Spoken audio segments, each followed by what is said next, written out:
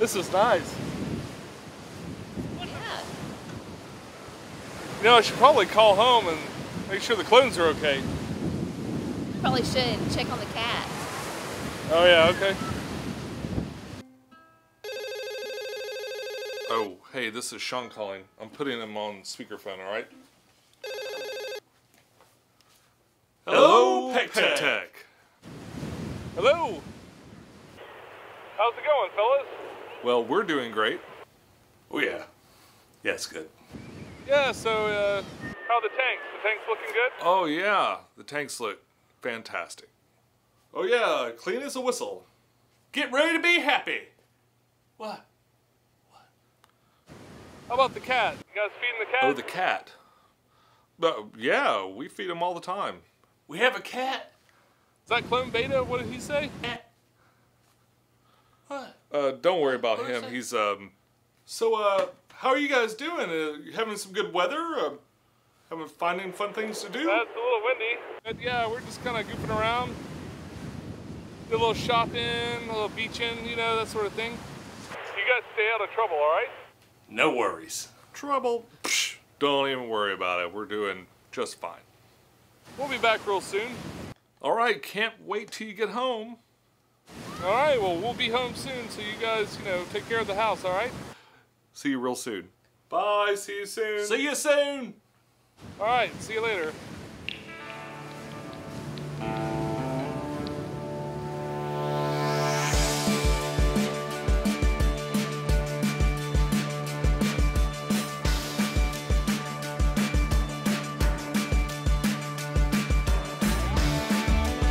Hello YouTube, this is pecktec and it is our last night here at the beach. And a really huge storm has broken out. But what I wanted to talk to you about today is what to do with your fish while you're on vacation. I get a lot of questions about, you know, I'm going away for a week or a couple of weeks. What do I do with my fish? Most fish, if you've been feeding them well in your everyday life, will do fine when you go on vacation. A fish can go a couple of weeks, or most fish, I will say most fish, can go a couple of weeks without really having a big problem if you've been feeding them well and if they're in good shape when you go. One of the number one things that you could do wrong would be to get a friend that isn't familiar with your fish, or especially any fish, to take care of them. So even if you've got a friend that's really familiar with fish tanks, if they've got their own aquariums and stuff, that's one thing, but are they familiar with your fish tanks? Only you know exactly how much to put into your aquarium. You might not even know exactly how much to put into your aquarium. There are a couple of little tricks that you can do to kind of leave a guide per se for someone that if you must have them feed your fish. What I do is I'll take a small amount of fish food and I'll put it under a little bit of masking tape, some clear tape, and just kind of show them the appropriate amount that you would put in an aquarium. You could actually attach this masking tape to the note that you leave for them with instructions, or you can actually put it on the tank, especially if there are different amounts of food to put in each tank. I've got 13 aquariums at home, so it'd be really difficult to do that. I'm lucky enough to have my clones at home that know exactly how much to feed my fish. But by and large, before the clones came along, when I went on vacation, I would just leave. This drying out period, it's not really bad for the fish. The fish don't have the same concept of time that we have.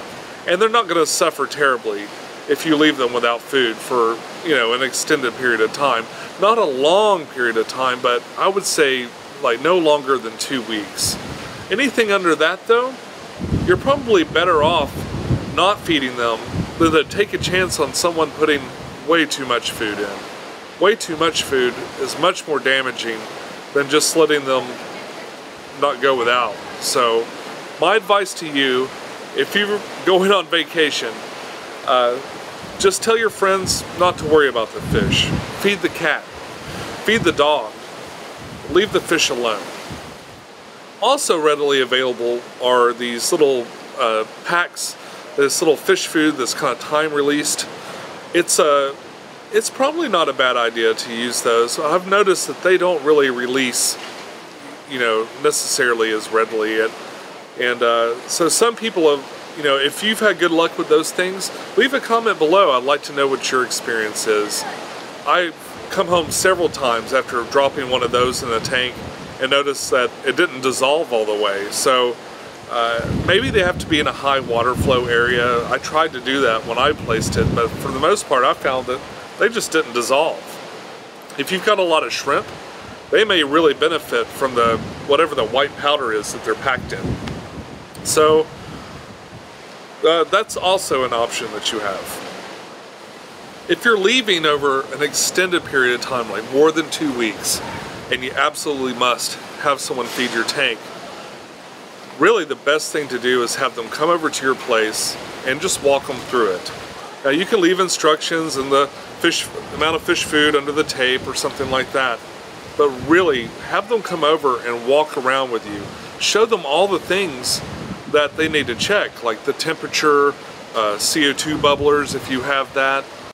And another good thing to remember is in the summertime, if it's not terribly hot outside, just go ahead and unplug the heaters. Aquarium heaters cause a tremendous amount of damage if the water evaporates too low, for instance, and the heater's in there a little bit too high to the top. A heater malfunctioning can do all kinds of things. I've seen them explode, not personally, but like in photographs, I've seen them explode. I've seen even under a normal operating situation, if you've got really aggressive Placo or maybe an Oscar or something that's just going to sit and attack that light that comes on, maybe it'd be better off, if you're not there to watch it, just unplug that heater.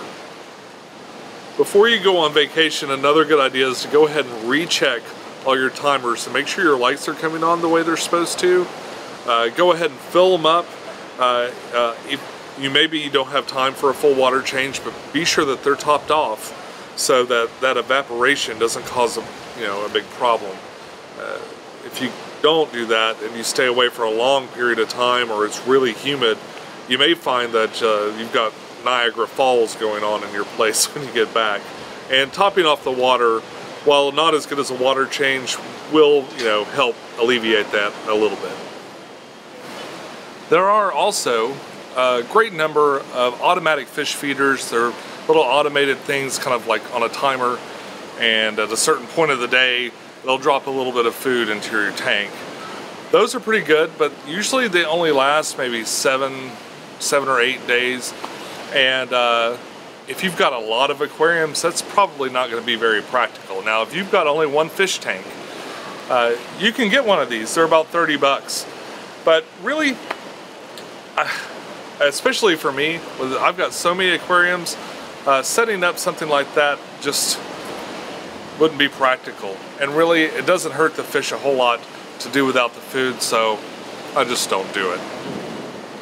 So that's all I have this week. I'm off to Denver for work next week, so I'm not sure if I'll have time when I get back to make a video, but hopefully I will.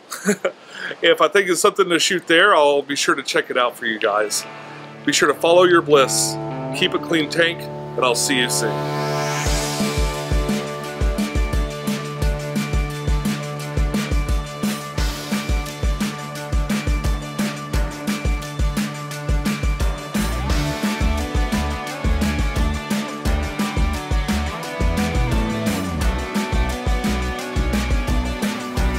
That is a really cool hat. Oh, thanks. Where'd you get it?